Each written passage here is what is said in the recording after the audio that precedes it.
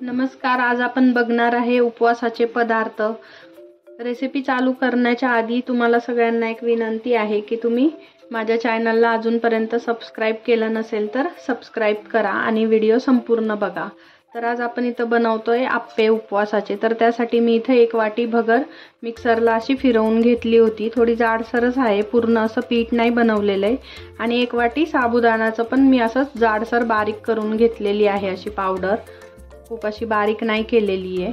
तर आता यामध्ये आपल्याला टाकायचं आहे जिरा आणि हिरवी मिरची, जी मी आधीच मिक्सरला बारीक करून घेतलेली होती, तर ती यामध्ये टाकायची आहे। त्यानंतर टाकायचं आहे भाजलेल्या शेंगदाण्यांचा कूट।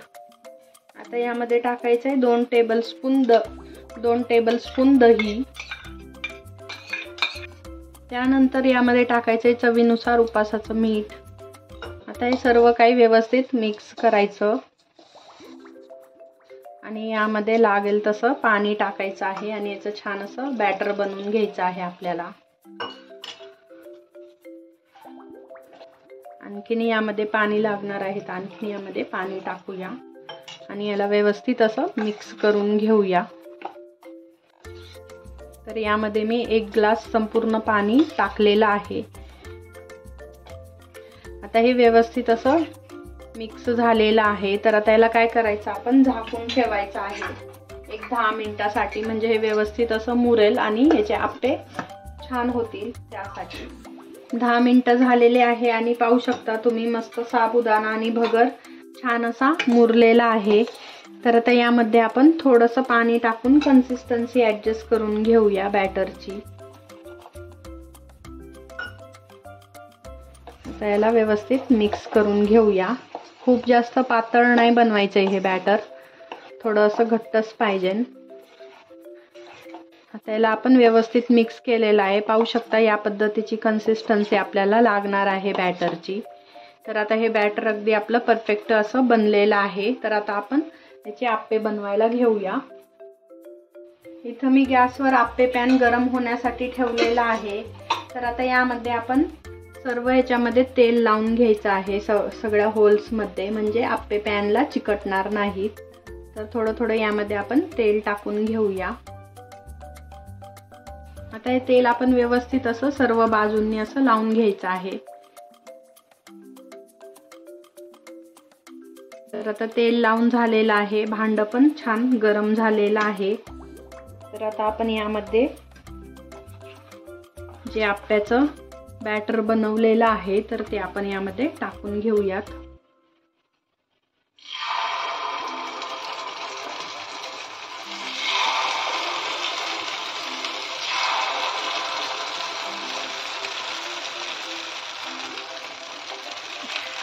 गॅसची फ्लेम इथं मीडियम ठेवायची आहे आणि मीडियम फ्लेम वरती हे आप्पे छान आपण शिजवून घेणार आहे।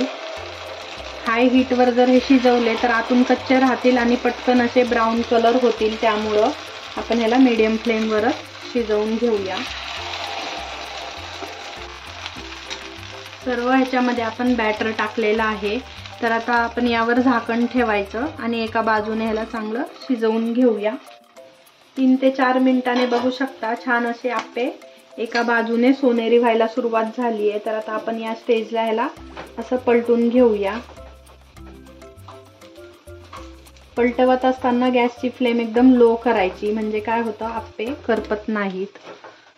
त्याला साईडने पहिलं असं लूज करून घ्यायचं आणि व्यवस्थित त्याला असं पलटवायचं आहे। पाहू शकता मस्त असे छान झालेले आहेत, जाळीदार। आपण यामध्ये बेकिंग सोडा किंवा इनोचा वापर केलेला नाहीये, तरी सुद्धा मस्त असे छान दिसत आहेत आप्पे। दुसऱ्या बाजूने पण ह्याला चांगलं 2-3 मिनिटं असं भाजून घ्यायचं। सर्व आप्पे छान असे आपण पलटून घेऊयात।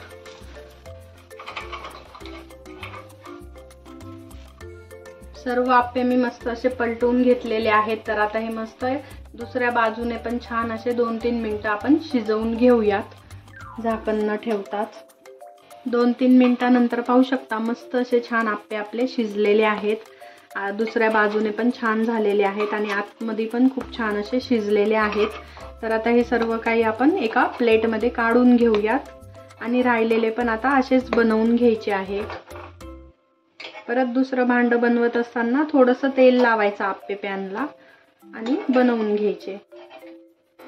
खूप जास्त तेलाचा वापर नाही केलेला आहे मी इथं, म्हणजे हे छान असे हेल्दी आप्पे तयार झाले आपले, मस्त असे कमी तेलामध्ये. पाहू शकता इथं आपले मस्त असे उपवासाचे आप्पे बनवून तयार आहे. पाहू शकता, तुम्हाला तोडून पण दाखवते. मस्त असे जाळीदार झालेले आहे आणि हलके फुलके झालेले आहे आणि अजिबात तेलकट पण नाहीयेत.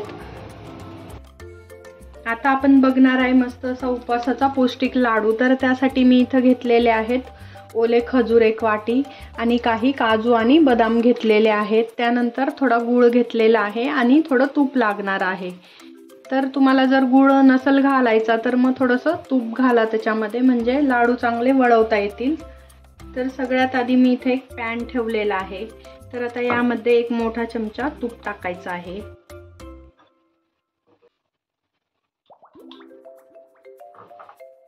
तूप थोडंसं वितळलं की आपण यामध्ये काजू बदाम आणि खजूर आपण परतवून घेणार आहे.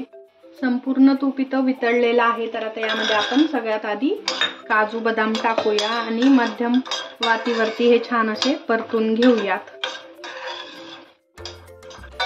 इथं काजू आणि बदामचा थोडासा कलर इथं बदललेला आहे. पाहू शकता, थोडे असे तांबूस कलरचे झालेले आहेत. तर आता आपण हे परत काढून घ्यायचे आहेत. तर मी इथं या वाटीमध्ये हे काढून घेणार आहे थोडे थंड होण्यासाठी. आता यामध्ये आपण थोडे खजूर परतून घेऊयात.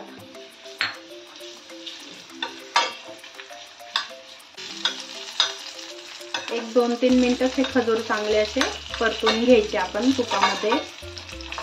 तर खजूर पण छान परतले गेले आहे. गॅस बंद करायचा आहे आणि हे पण थंड होण्यासाठी काढून घेऊयात. ते संपूर्ण थंड झाल्यावर आपण मिक्सरला बारीक करणार आहे. काजू बदाम आणि खजूर तर हे थोडंसं असं थंड झालेलं आहे. तर आता हे मिक्सरच्या भांड्यामध्ये काढून घेऊयात. तर यामध्ये आपण गूळ पण टाकणार आहे. आता याला झाकण लावायचं आहे आणि हे मिक्सरला आपण फिरवून घेऊया. पाहू शकता, मिक्सरला हे मी असं फिरवून घेतलेलं आहे. खूप जास्त बारीक नाही केलेलं आहे, थोडंसं जाडसरच ठेवलेलं आहे. संपूर्ण मिश्रण आता एका प्लेटमध्ये काढल्यानंतर आपण याचा लाडू बनवून घेऊया. तुम्हाला कितपत मोठा पाहिजे छोटा पाहिजे त्याप्रमाणे तुम्ही इथं बनवू शकता आणि एकदम सहज असा हा लाडू बनवून तयार होतो. तर पाहू शकता, मस्त असा हा लाडू आपला इथं बनवून तयार झालेला आहे. तर याच पद्धतीने सर्व लाडू आता आपण बनवून घेऊयात. इथं आपले संपूर्ण लाडू बनवून तयार झालेले आहे, मस्त पौष्टिक लाडू. तर मस्त अशी आपली उपवासाची थाळी इथं तयार झालेली आहे. आप्पे तुम्ही दह्यासोबत पण खाऊ शकता. त्यानंतर पौष्टिक असे लाडू आणि फ्रुट्समध्ये मी इथं ग्रेप्स घेतलेले आहे. तुम्ही तुमच्या आवडीचे फ्रुट्स इथं घेऊ शकता. आणि काही तळण काढलेलं आहे. तर साबुदाणा बटाट्याचे पापड, वेपर्स आणि चकल्या. तर साबुदाण्याचे बटाट्याचे पापड आणि वेपर्सची रेसिपी ऑलरेडी माझ्या चॅनलवर आहे आणि उपवासाचे वेगळे पदार्थ पण मी पोस्ट केलेले आहेत, जसं की साबुदाणा वडा असेल किंवा मग उपवासाचे थालपीठ असेल, साबुदाण्याची खिचडी. तर असे पदार्थ मी पोस्ट केलेले आहे. त्याची लिंक तुम्हाला डिस्क्रिप्शन बॉक्समध्ये भेटेल. कशी वाटली तुम्हाला माझी आजची रेसिपी मला सांगा. आवडली असेल तर लाईक करा, शेअर करा. त्याचबरोबर चॅनलला सबस्क्राईब करायला विसरू नका. धन्यवाद.